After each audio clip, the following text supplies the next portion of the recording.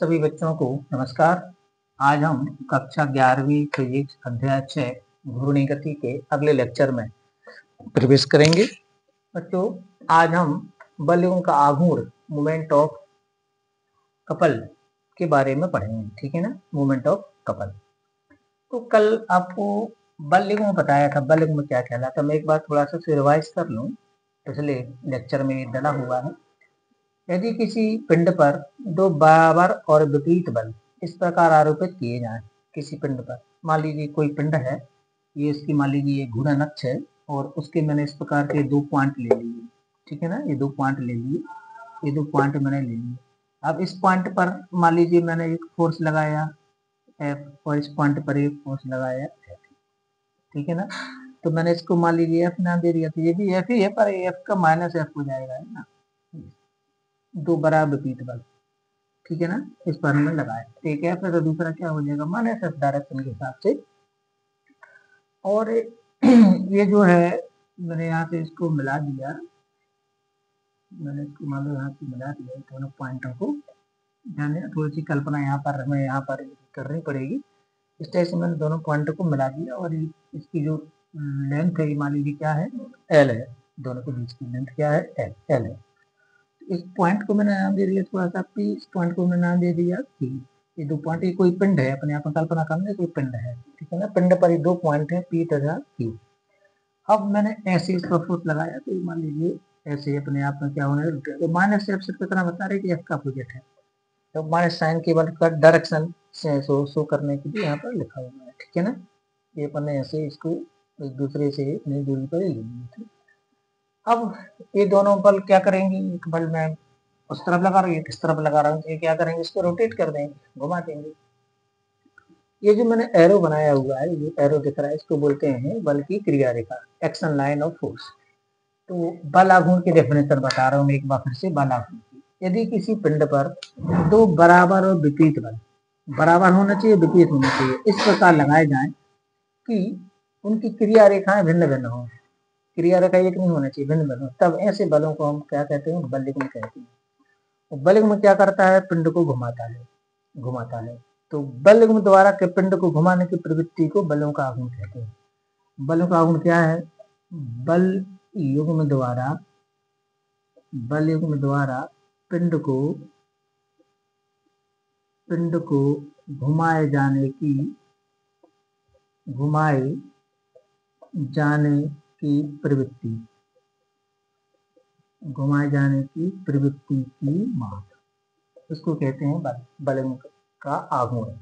तो बलों का आघूर्ण क्या कहलाता है, इसको अपन टॉर्क भी कह देते हैं। तो बलों का आघूर्ण टॉर्क क्या कहलाता है, बलों द्वारा पिंड को घुमाए जाने की प्रवृत्ति की माप, ठीक है ना। इसको हम टो या टाउ से प्रदर्शित करेंगे, ये है। इसको अपन क्या पढ़ेंगे, टाउ या टो भी पढ़ देते हैं कभी, टाउ या कहीं कहीं इसको टो लिखा रहता है, ठीक है ना, टो। इसको टाउ से प्रदर्शित करते हैं। बलों द्वारा पिंड को घुमाए जाने की किसी बलों द्वारा पिंड को घुमाए जाने की प्रवृत्ति की माप को बलों का आघूर्ण कहते हैं, डेफिनेशन में, ठीक है ना। इसे टाउ से प्रदर्शित करते हैं।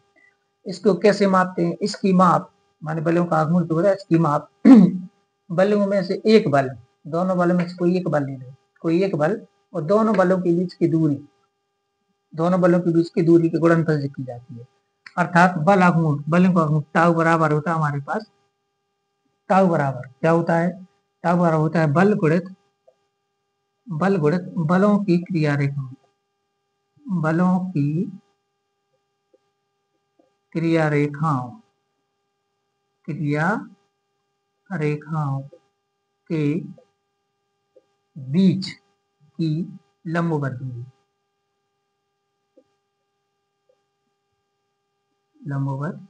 ये इसका फॉर्मूला है। बलों में से एक बल गुणित बलों की क्रिया रेखाओं के बीच की लंबवत दूरी, तो इससे हमारा बलों का आघूर्ण निकल आएगा, टाउ निकल आएगा, ठीक है ना। अब इसको ऐसे भी लिखते हैं, टाउ बराबर, तो बल, एक बल लेना है आपको, एक बल लेना है, ध्यान देना। और बलों की क्रिया रेखाओं के बीच की लंबवत दूरी को हम बल युग्म की भुजा कहते हैं, इसको कहते हैं बल युग्म की भुजा। आपसे पूछा जाए कि बल युग्म की भुजा किसे कहते हैं, what is the arm of couple. तो बलों की भुजा कहलाती है दोनों बलों की क्रिया रेखाओं के बीच की लंबवत दूरी, उसको हम बलों की भुजा कहते हैं। बलों की भुजा किसे कहते हैं? तो दोनों बलों के क्रिया रेखाओं के बीच की लंबवत दूरी को हम बलयुग्म की भुजा कहते हैं। ध्यान रखना, बल युग्म में प्रयुक्त दोनों बलों के बीच की क्रिया रेखाओं की लंबवत दूरी को हम बलयुग्म की भुजा कहते हैं। ठीक है, नहीं हो गया। अब अगर मैं इस बलयुग्म की भुजा को डी नाम दे दूं तो टाउ बराबर हमारा सूत्र हो जाएगा F डी, नहीं हो जाएगा? टाउ बराबर क्या आ जाएगा? F डी हो जाएगा। ठीक है ना। तो ये हमारे पास इसका माप का सूत्र है, माप का सूत्र, माप कैसे करते हैं उसका सूत्र है। ठीक है ना। अब अगर मैं आपसे पूछूंगी इसका मात्रक, तो याद रखो इसका न्यूटन, इसका मीटर। तो इसका मात्रक क्या होता है? इसका मात्रक होता है न्यूटन मीटर, न्यूटन मीटर। ये इसका ऐसा ही मात्रक है। सीरियस मात्रक क्या हो जाएगा? Dyne centimetre. ये ऐसा ही मात्रक है, ऐसा ही। सीरियस मात्रक क्या होगा? Dyne, dyne centimetre, dyne centimetre. ठीक है ना, डाइन सेंटीमीटर। ये डाइन वो वाली होती है, डाइन सेंटीमीटर। एक का कौन सा मात्रक है? सीरियस मात्रक। ठीक है ना, डाइन सेंटीमीटर। अब इसका वो क्या हो जाएगा? विमीय सूत्र, डायमेंशनल फार्मूला। तो बल का होता है M L T to power -2 और मीटर का होता है एल, तो मिलाकर हो गया M L square T to power -2। तो ये इसका डायमेंशनल फार्मूला, विमीय सूत्र होता है। अब आप ध्यान करो, यही तो कार्य का सूत्र था। तो अगर मैं गणितीय रूप में बात करूं, गणितीय रूप से, तो बलों का आघूर्ण और कार्य दोनों की एक सी चीजें आ रही हैं, दोनों एक ही हैं। तो ये एफ इंटू डी, बल कार्य का भी सूत्र है और ये बल आघूर्ण का भी सूत्र है। फिर दोनों में अंतर क्या है अभी समझ में आएगा, आगे बढ़ेंगे तो बलयुग्म का आघूर्ण किसे कहते हैं? क्योंकि बलयुग्म द्वारा पिंड को घुमाए जाने की प्रवृत्ति की माप, मतलब कितना घुमाएगा, कितनी जोर से घुमाएगा, कितने दम से घुमाएगा, उस प्रवृत्ति की माप को क्या बोलते हैं? बलों का आघूर्ण कहते हैं। टाउ से प्रदर्शित करते हैं। टाउ बराबर, इसको निम्न प्रकार से मापते हैं कि टाउ बराबर होता है बल गुणित बलों की क्रिया रेखाओं के बीच की लंबवत दूरी, ये इसका सूत्र है। अब ये एक बल ले जासी को एक बल लिख दो और बल एक की भुजा लिख दो, इसी को बल की भुजा कहते हैं। टाउ बराबर आ गया F गुणित डी। तो मात्रक हो गया हमारे पास न्यूटन मीटर, ऐसा ही मात्रा सी एस मात्रा को डाइन सेंटीमीटर। विमीय सूत्र हो गया M L square T to the power -2। तो यही कार्य का सूत्र है, कार्य का मात्रक, कार्य के विमीय सूत्र है, दोनों सेम चीज है ना। अब आते हैं हमारे पास क्या? बलयुग्म का सदिश रूप। ठीक है ना। अब हमें चाहिए बलयुग्म का सदिश सूत्र चाहिए। आपको सदिश सूत्र इसका स्थापित करने को आता है, वो उसी से अपन को पता चलेगा कार्य में उसमें अंतर। ठीक है, तो अब मैं आपको बता रहा हूँ क्या बलों का जो आघूर्ण होता है, बलों के आघूर्ण का सदिश निरूपण, सदिश निरूपण बता रहा है इसका सदिश निरूपण किसका? बलों का आघूर्ण का सदिश निरूपण। ठीक है, क्या होता है? तो अपन इससे थोड़ा सा कल्पना कर लेते हैं कि मान लीजिए एक कोई पिंड है, चित्र बनाना पड़ेगा। माना एक कोई पिंड है, उसके बिंदु P और Q पर दो बराबर और विपरीत बल आरोपित किए जाते हैं। माना कि एक पिंड है, कोई पिंड, उसके कोई दो बिंदु ले लीजिए P और Q। तो इसके बिंदु P पर और Q पर दो बराबर और विपरीत बल क्रमशः F और -F आरोपित किए जाते हैं। ठीक है ना। अब इसकी क्रिया रेखा, मतलब दोनों क्रिया रेखा अलग अलग हो जाएंगी? नहीं हो जाएंगी, दोनों बलों को बना देंगे। ठीक है ना।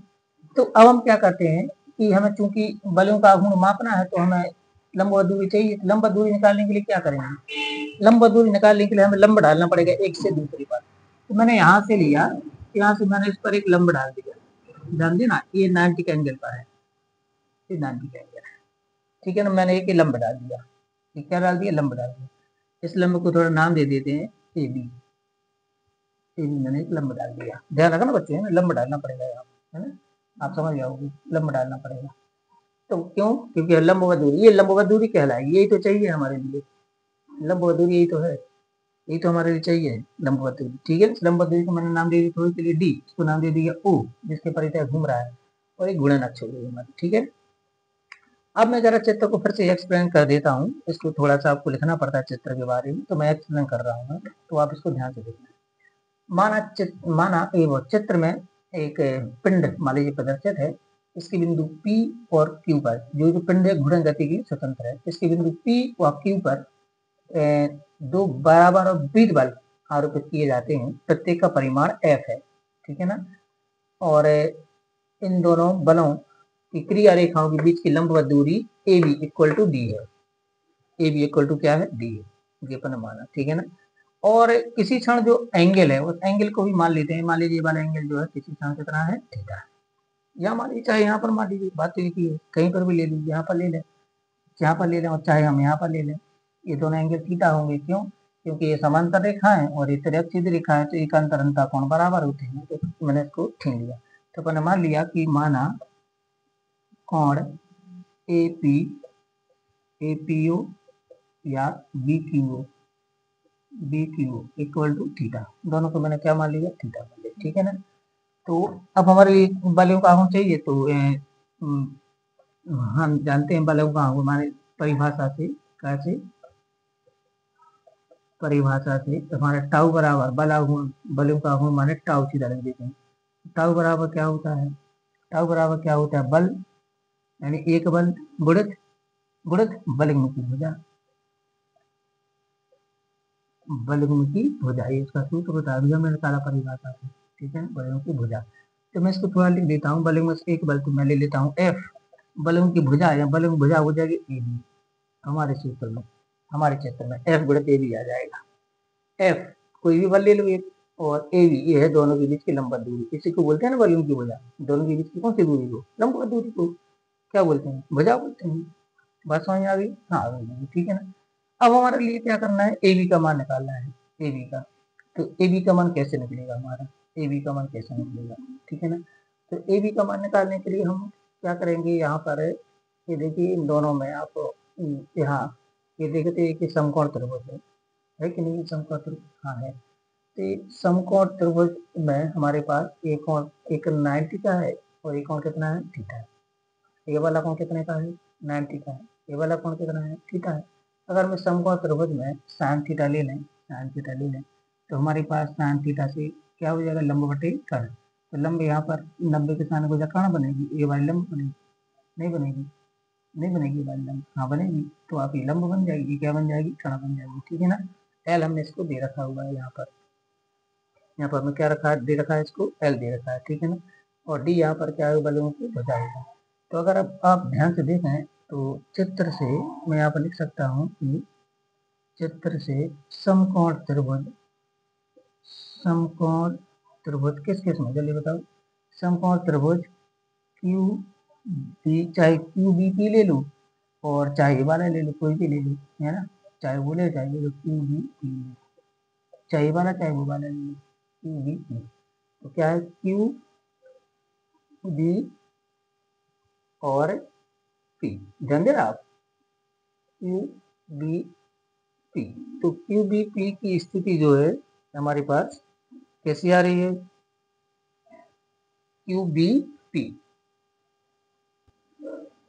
हाँ, तो हम बात कर रहे थे इसमें, तो मैं उस पर मैंने यहाँ पर हमें ए बी का मान पता करना है, दोनों बीच की लंबा दूरी। देखो ध्यान रखें, चित्र समकोण त्रिभुज क्यू बी ओ में लेना है, इसमें क्यू बी ओ में। तो क्यू बी ओ में हमारे पास साइन थीटा बराबर क्या आ जाएगा, साइन थीटा बराबर, तो साइन थीटा बराबर होगा हमारा, देखो ये वाला कोण ले रहे, इसके साइन हो जाए लंब बनेगी, तो इसके बराबर होता है लंब बटे कर्ण। तो लंब आ जाएगा हमारा ओ बी, और कर्ण आ जाएगा हमारा ओ पी। आएगा नहीं आएगा, आएगा, ओ बी बटे ओ पी।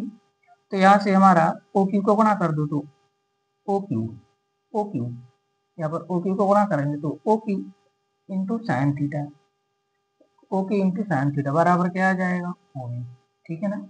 अच्छा, इसी प्रकार अब एक और त्रिभुज इस तरफ ले लो, इसी प्रकार अब त्रिभुज अभी मैंने क्या लिया था, क्यू बी ओ, अब लेता हूँ पी ए ओ, त्रिभुज पी ए ओ में, पी ए ओ में, पी ए ओ में, इसमें ले लो साइन थीटा बराबर, तो साइन थीटा बराबर, इसमें देखो ए वाला कौन लिया, इसके साइन को लंब बनेगी, तो लंब बटे कर्ण, 90 के साइन को कर्ण बनेगी, तो लंब लंब हो जाएगी ओ ए, कर्ण हो जाएगी ओ पी, ठीक है। इसका गुणा कर दो, तो O P into sine theta equal to क्या आएगा, ओ ए, ठीक है ना। अब दोनों को जोड़ दो, तो इसलिए ओ ए प्लस ओ बी बराबर, ओ ए प्लस ओ बी, दोनों को जोड़ देते हैं, ओ ए में कौन सी जोड़ देते हैं, ओ बी, तो बराबर में क्या आ जाएगा, ओपी साइन थीटा माने OQ sign theta plus OP sine theta, ये आएगा ना, आएगा। ओ A plus O B, O A plus O B, तो मैं ए भी लिख सकता हूँ, तो ए भी आ जाएगा। इक्वल टू यहाँ पर मैं साइन थीटा कॉमन ले लेता हूँ, तो O P plus O Q यहाँ पर आएगा हमारा साइन थीटा। क्लियर है? हाँ क्लियर है। अब ये O P plus O Q, इसको मैं लिख देता हूँ पी क्यू, तो ए भी इक्वल टू हमारे पास आ गया पी क्यू साइन थीटा। ध्यान दे दो, O P plus O Q. अब पी क्यू मतलब एल, ये पूरी एल, एल, तो ए भी इक्वल टू क्या आ गया हमारे पास, L into sine theta, L into sine theta. ठीक है ना, ए भी बराबर। अब ये यहाँ पर लिख दो, तो समीकरण एक में मान लिखने पर, तो समीकरण एक से, तो समीकरण एक से हमारे पास क्या आ जाएगा, टाउ बराबर आ जाएगा एफ गुणित एल इंटू साइन थीटा, ये आ जाएगा एफ गुणित एल इंटू साइन थीटा। आएगा नहीं आएगा? हाँ आ जाएगा। अब ये एफ एल साइन थीटा बन गया, तो मैं इसी को क्या लिख सकता हूँ, इसी को मैं लिख सकता हूँ सदिश रूप में, टाउ वेक्टर बराबर F vector cross L vector. L क्या है, एल है वो पहली वाली क्रिया बिंदु के सापेक्ष दूसरे का स्थिति सदिश, या दूसरे क्रिया बिंदु के सापेक्ष पहले का स्थिति सदिश एल। ये देखिए एल, हमने बल कहाँ पे लगाया था, पी और क्यू पर लगाया था, पी और क्यू पर, तो पी के सापेक्ष क्यू का पोजीशन वेक्टर है, क्यू के सापेक्ष पी का पोजीशन वेक्टर, वो बन जाएगा एल वेक्टर, तो एल यहाँ पर स्थिति सदिश बन गया, तो एफ क्रॉस एल आ गया, एफ क्रॉस एल ये आ गया हमारे पास। ठीक है ना, तो ये हमारे पास इसका सदिश रूप कहलाता है, इसको मिलते हैं इसका सदिश रूप एफ क्रॉस एल या एफ एल साइन थीटा।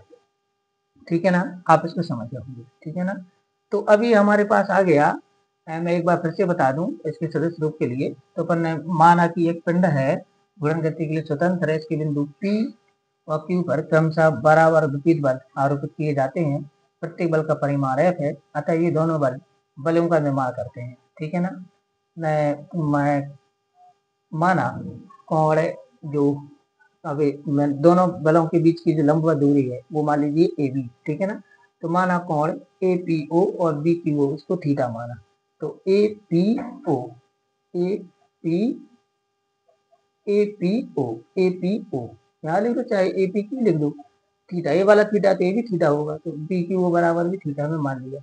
परिभाषा से टाउ बराबर है बलों का आघूर्ण बराबर क्या होता है, बल गुणित बलकों की भुजा, तो बल हो गया बलों की भुजा यहाँ पर हो जाएगी ए बी, बलों की भुजा मतलब दोनों की क्रिया रेखाओं के बीच की लंबवत दूरी को बलों की भुजा कहते हैं। अब चित्र से समकोण त्रिभुज A B O Q B O में पहले क्यू बी ओ दे दी, इसमें साइन थीटा बराबर होगा लंबवती कोण से लंब मानी जाएगी ओ बी, जो कोण लेते थे साइन को लंब बनती है, कोण मानी जाएगी ओ क्यू क्योंकि 90 के सामने है, यहाँ से ओ क्यू को गुणा कर दे तो ओ क्यू साइन थीटा बराबर होगी। इसी प्रकार पी ए ओ में ले लो, तो इसमें साइन थीटा बराबर ओ ए बटे ओ बी, यानी कि ओ पी साइन थीटा बराबर ओ ए। अब दोनों को जोड़ दो, O B plus O A, तो O P sine theta plus O P sine theta हो, O A plus O B A B कहेंगे, और O P plus O Q को पी क्यू कहेंगे, तो ए बी बराबर आ गया पी क्यू साइन थीटा, या ए बी बराबर एल, इसको मैंने एल मान लिया यहाँ पर, तो एल साइन थीटा, तो टाउ बराबर आ गया F L sine theta. L क्या है, जिन बिंदुओं पर बल लगाया जा रहा ना उनके बीच की ये दूरी, यानी कि ये लंबवत दूरी नहीं है, उनके बीच की दूरी है, और इसी को हम कहते हैं कि स्थिति सदिश है। अगर मैं एल पी के साथ क्यू का या क्यू के साथ पी का स्थिति सदिश मानूं तो एल वेक्टर हो जाएगा, तो टाउ वेक्टर इक्वल टू आ गया M vector cross L vector. तो इस प्रकार हमें ये पता चला यहाँ से कि जो टाउ है यानी कि बलों का जो आघूर्ण है वो सदिश राशि है, क्योंकि वो एफ और एल के क्रॉस प्रोडक्ट से मिलता है, सदिश गुणन से मिलता है। अच्छा, अब आपसे कोई पूछे टाउ वेक्टर की दिशा, तो टाउ वेक्टर की दिशा एफ वेक्टर और एल वेक्टर के तल के लंबवत होगी, दोनों के लंबवत। अच्छा, हम भी पढ़ चुके हैं सदिश गुणनफल में, सदिश गुणनफल वाला वीडियो देख लेना, उसमें आया हुआ है कि जो अगर ए क्रॉस बी की जो दिशा है वो ए वेक्टर बी वेक्टर के तल के लंबवत होती है, तो यहाँ पर टाउ वेक्टर की दिशा एफ वेक्टर और एल वेक्टर दोनों की कैसी होगी, लंबवत होगी। ठीक है ना, तो ये हमारे पास आ गया इसका सदिश रूप। और बल के आघूर्ण के उदाहरण अगर मैं आपको दे दूं, बल आघूर्ण का, तो मोटरसाइकिल पर चलती हुई साइकिल पर हम हैंडल पर लगाते हैं, स्कूटर को मोड़ते समय हैंडल पर लगाते हैं, गाड़ी को मोड़ते समय स्टीयरिंग पर लगाते हैं, नल की टोंटी को खोलते समय पर लगाते हैं, पेन के ढक्कन को खोलते समय पर लगाते हैं, कई जगह पर यहाँ पर बल के आघूर्ण का प्रयोग करते हैं। ठीक है ना, तो ये हमारे पास इसका सदिश रूप है, ये अच्छी तरह से आपको ध्यान रखना है। अब हमें सवालों में क्या होगा, एफ वेक्टर एल वेक्टर इनके मान दिए जाएंगे सदिश रूप में, तो उनसे अपन के लिए फिर मान निकालना पड़ेगा। अच्छा, बल आघूर्ण दो प्रकार का होता है, बलों का आघूर्ण प्रकार, बलों के आघूर्ण के प्रकार इसके दो प्रकार होते हैं प्रकार। एक होता है धनात्मक बलों का आघूर्ण, धनात्मक बलों का आघूर्ण एक होता है, और दूसरा आता है ऋणात्मक बलों का आघूर्ण,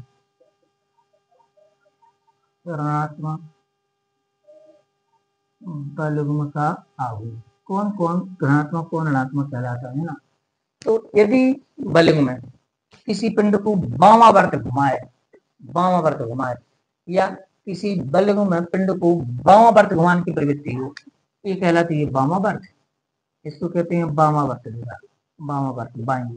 और ऐसी हो तो इसको बोलते हैं दक्षिणावर्त दिशा, दक्षिणावर्त, ठीक है ना। इसी को बोलते हैं क्लॉकवाइज, घड़ी ऐसी चलती है ना, इसको बोलते हैं क्लॉकवाइज, इसको एंटी क्लॉकवाइज, ठीक है ना। एंटी क्लॉकवाइज माने घड़ी के विपरीत, तो घड़ी के विपरीत वामावर्त और घड़ी की दिशा दक्षिणावर्त कहलाती है। तो यदि कोई बलों में किसी पिंड को वामावर्त दिशा में घुमाए या वामावर्त दिशा में घुमाने की प्रवृत्ति रखे, तो उस बलों के आघूर्ण को धनात्मक बलों का आघूर्ण कहते हैं, धनात्मक बलों का आघूर्ण कहते हैं। क्लियर हो गया सभी को? हाँ, हो गया होगा। मैं आपको बता रहा हूँ बलों के आघूर्ण के प्रकार। धनात्मक बलों का आघूर्ण, यदि कोई बलों में किसी पिंड को वामावर्त दिशा में घुमाए या उसे वामावर्त दिशा में घुमाने की प्रवृत्ति रखे, तब उस बलों के आघूर्ण को धनात्मक बलों का आघूर्ण कहते हैं। ये पॉजिटिव की परिभाषा हो गई। नेगेटिव, यदि कोई बलों में किसी पिंड को दक्षिणावर्त दिशा में घुमाए या दक्षिणावर्त दिशा में घुमाने की प्रवृत्ति रखे, तब उसके आघूर्ण को ऋणात्मक बलों का आघूर्ण कहते हैं। तो ऋणात्मक, यदि वो दक्षिणावर्त, जैसे स्क्रू होता है, तो स्क्रू को अपन ऐसा करते हैं तो कसता है, ऐसा करते हैं तो खुलता है। स्क्रू क्या होता है ना, यदि स्क्रू को आप खोल रहे हो, यानी कि आपका जो बल आघूर्ण वो कैसा है, धनात्मक है, बलों का आघूर्ण धनात्मक। स्क्रू को खोलना, ऐसा करने से स्क्रू खुलता है और ऐसा करने से स्क्रू कसता है, ठीक है ना। तो आपने अगर स्क्रू को खोला है तो आपने स्क्रू ड्राइवर पर धनात्मक बलों का आघूर्ण लगाया है। अगर स्क्रू को आप टाइट कर रहे हैं तो इसका मतलब है आपने उस पर ऋणात्मक बलों का आघूर्ण लगाया है, ठीक है ना। तो बलों का आघूर्ण दो प्रकार का होता है, धनात्मक और ऋणात्मक। क्लियर है ना। अब यही बल जो मैंने बलों मतलब दो बलों से किया, यही काम एक बल से हो, एक बल से हम किसी वस्तु को घुमाएं तो फिर उसको बल आघूर्ण बोलेंगे। जैसे बल युग्म का आघूर्ण और एक बल का तो कहलाएगा बल आघूर्ण, युग्म शब्द हट जाएगा। तो नेक्स्ट हमारा जो चैप्टर आएगा वो आएगा बल आघूर्ण के बारे में, ठीक है। तो आज के लिए इतना ही, बाकी कल पढ़ेंगे। सभी को नमस्कार।